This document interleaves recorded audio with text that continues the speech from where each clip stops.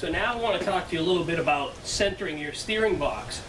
So what you want to do when you put your steering box in there is you want to take where the rag joint is attached to the top of the steering box, and you want to center where you turn left and right. Okay, so let's talk about, I got the steering box in there, let's talk about centering the steering box so that your front end will be pointed where you want it to be. So what you want to do is you want to take your steering box, turn it all the way one way, then, and remember where you're at, okay? Then you want to turn it all the way back the other way while you count. So I'm at 2, I'm at 3, I'm at 4, I'm at 5 1/4.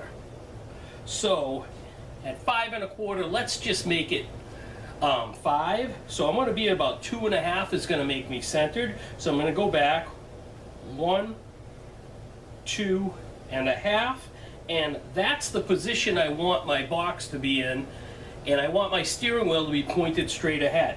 So now I'm in the center of my travel when it turns left and right. I can bolt my steering wheel, my steering shaft to the rag joint, and I'm centered. Then when I put my wheel straight, I put my pitman arm back on with my drag link. My steering wheel straight, my wheels are straight, and my steering box is centered. So I have the same turning radius to the left and to the right.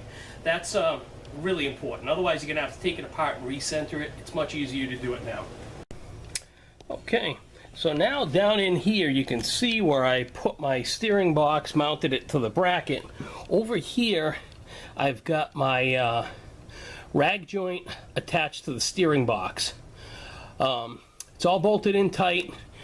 That we tightened on the bench. It's tightened down here at the bracket.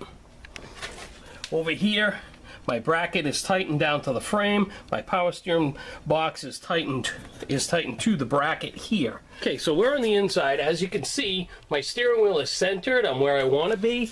Now what I want to do is I want to bolt my steering column back up. So you can see where I had the steering column loosened here. And also, I loosened it with these bolts down here. So I'm going to replace these bolts down here and tighten this back up. I'm going to tighten these bolts right here. And my steering column is going to be back where it's supposed to be, and I'll be done on the inside. Okay, so now we're back.